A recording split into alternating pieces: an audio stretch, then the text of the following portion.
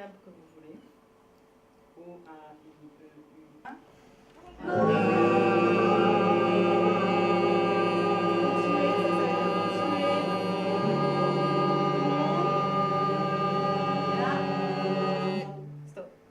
Le principal, celui qui sert vraiment tout le temps, c'est volume. Donc là, je le fais dans la toile. Ça veut dire que c'est en direct. Et vous suivez ma main en direct.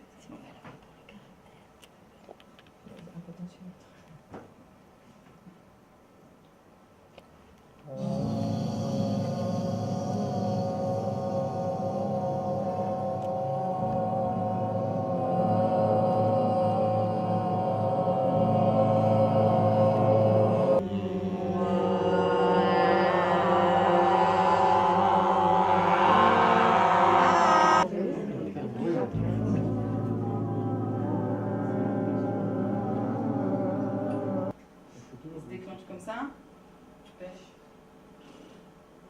Voilà. En son court, au moment où j'ouvre les mains. Voilà. Et dans les graves, et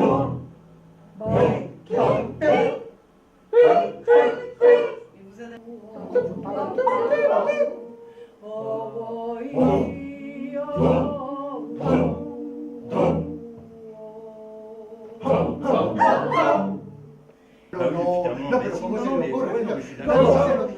Du coup, bah ouais, c'est clair. Mais non,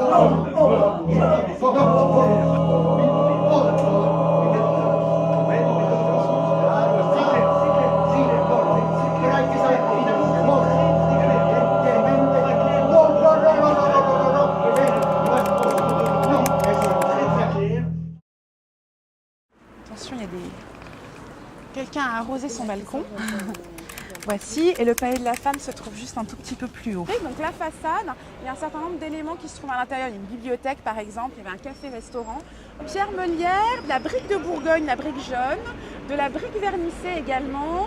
On a de la pierre reconstituée et également de la pierre de taille pour l'entrée qui est assez, vous les allez voir, monumentale. On va s'en approcher d'un petit peu plus près pour la commenter. Donc des matériaux assez variés. Et vous voyez également la forme des fenêtres qui est un peu arrondie. On est en 1910. On a une légère influence de ce qu'on appelle l'art nouveau avec des jeux d'arrondis, mais quand même assez sobre, on va dire. On arrive très bien à lire en fait la structure du bâtiment. On ne cache pas les différentes parties, on les met au contraire en valeur avec ce jeu de couleurs. Donc on va rentrer juste ici.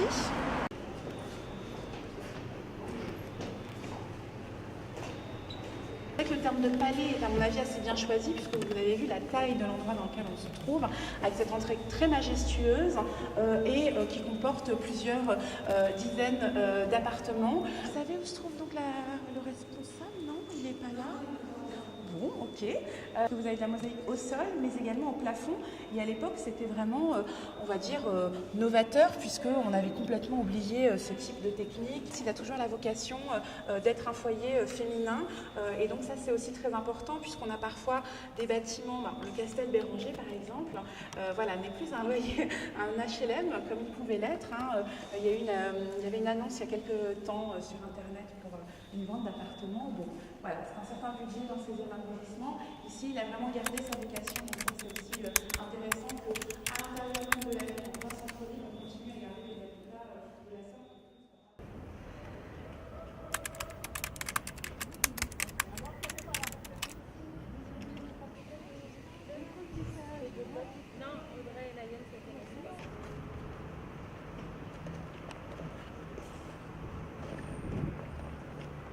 On fait des petits nœuds colorés pour égayer le quartier dans le jardin d'Eugénie, le petit jardin d'Eugénie, dans le 19e, dans le cadre du festival Quartier d'Art.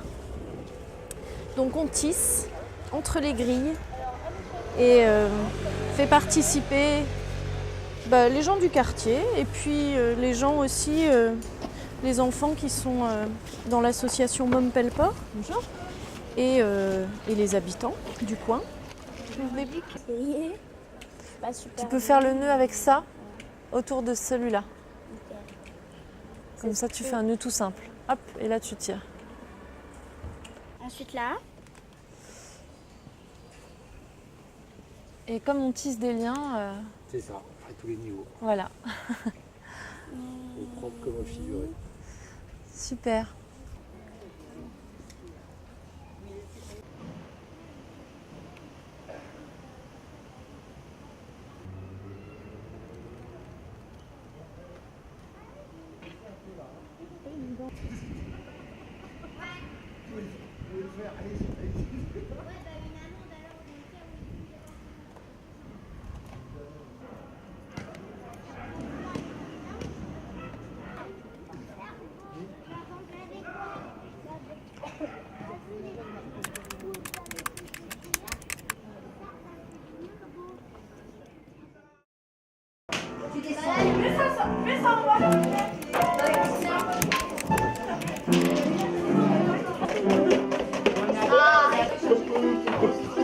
Et après,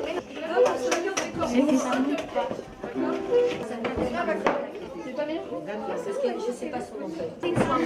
C'est bon maintenant? Bon alors, c'est bon. Maintenant, ce qu'on va chercher, c'est la plaque. Et on va tous remplir des caissettes, des petites caissettes de papier, là que vous avez à côté. Voilà. Et on va les remplir, mais pas entiers. On les remplit que la moitié.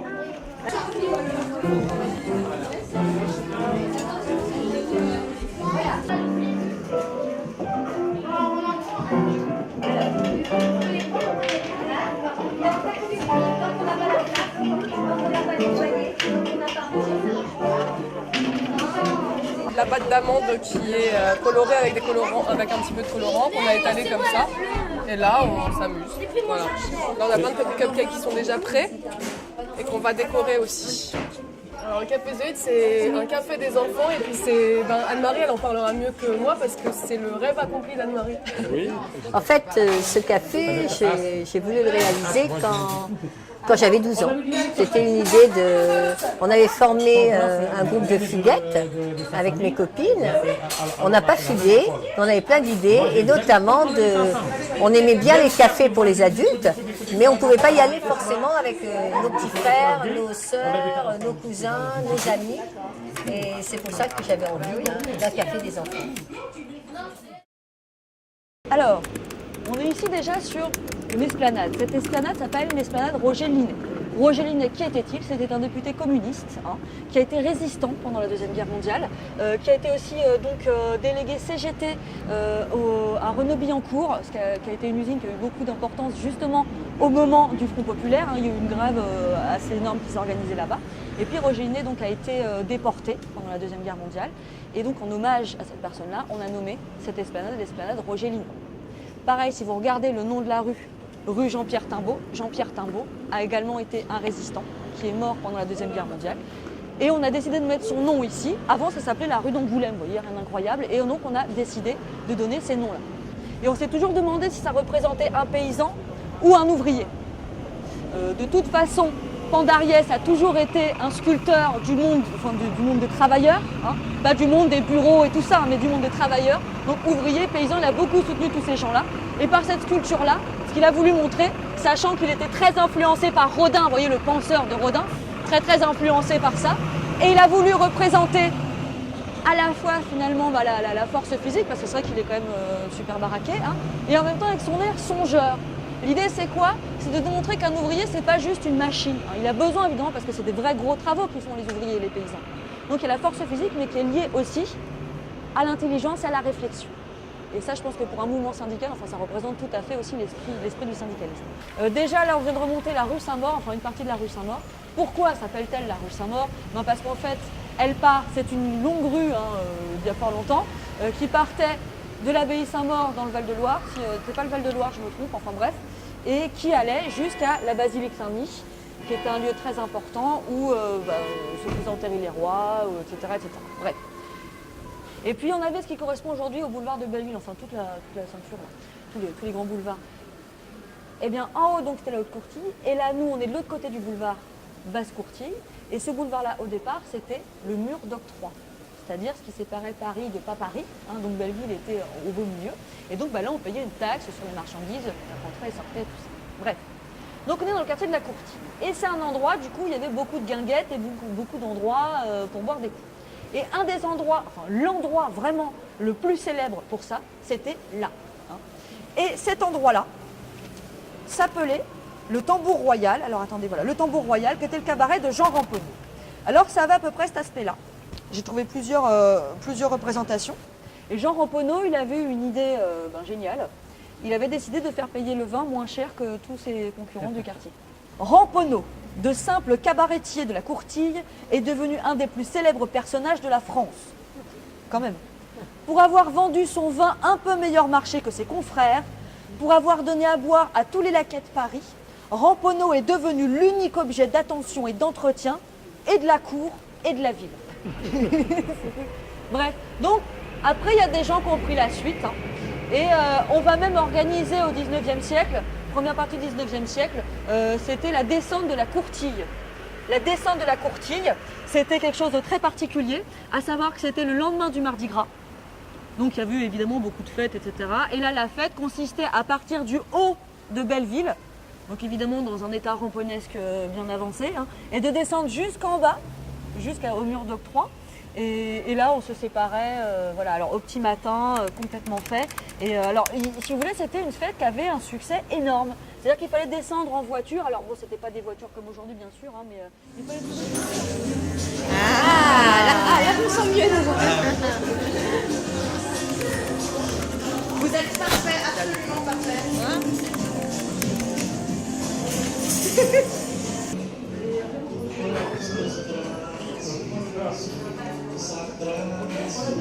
Voilà, c'est le concept en gros. Donc avec de la post-prod. L'idée c'est vraiment que les gens pensent que les photos ont été prises ailleurs. Le projet il s'appelle Pario et il est vraiment à cheval entre les deux villes. Il a commencé avec une image du canal de l'Ourcq installé sur Copacabana et les plagistes que j'ai photographiés devant Copacabana. Enfin devant le canal de l'Ourcq sur Copacabana, donc ça faisait un truc décalé parce qu'ils étaient en maillot. Et le canal de l'Ourcq, la photo c'était le canal de l'Ourcq sous la neige. Après, je suis revenue avec la plage de Copacabana à Paris l'année dernière dans Paris-Plage sur le canal. Donc il y a eu l'Arc de Triomphe à la sortie de l'Avenida cet hiver pendant le carnaval. Et maintenant le projet retour avec l'apothéose à Paris.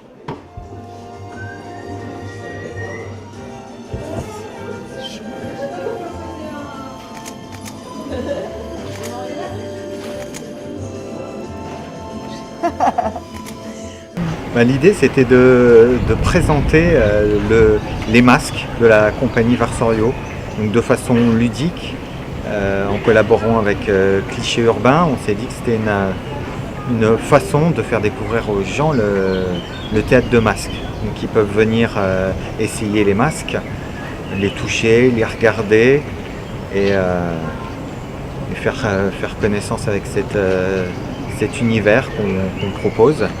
Sachant que la compagnie Varsorio, c'est une compagnie de théâtre de masques qui travaille spécifiquement avec le masque et qui a créé d'ailleurs très récemment un espace culturel des arts du masque. Tenez la pause, c'est génial. Oh là là, c'est trop bien, merci.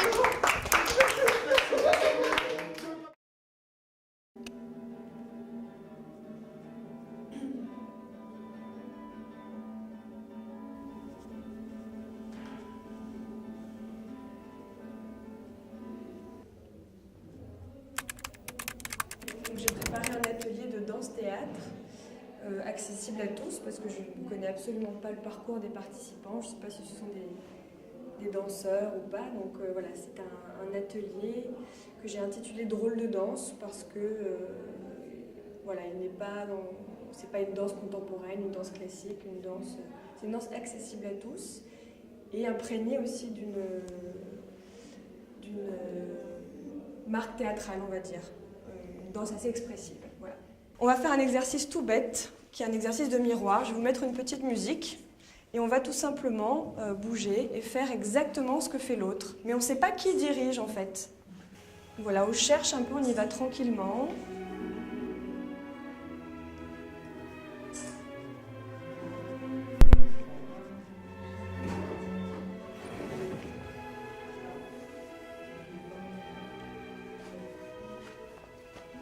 Ça se fait.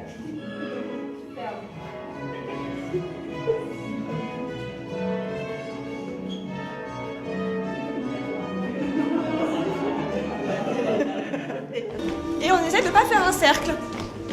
On peut aussi aller sur place. Et quand je frappe dans mes mains, on s'immobilise. Là, on a des très beaux projecteurs, donc on va imaginer voilà, que tous nos bras, qu'il y a une lumière magnifique qui arrive sur tous nos bras.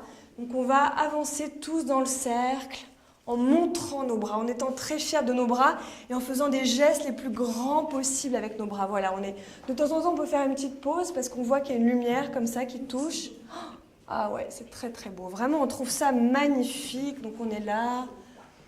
On arrive tous ensemble, ouais. Regardez, moi mon bras est encore plus beau que le tien, tu vois, là j'ai un creux incroyable. Bon, ça c'est dans la tête, hein, bien sûr.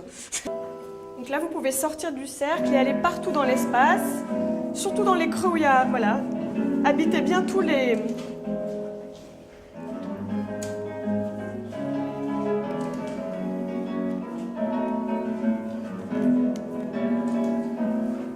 Un, deux, trois, tout. 1, 2, 3, tout. 1, 2, 3, saute. 1, 2, 3, saute.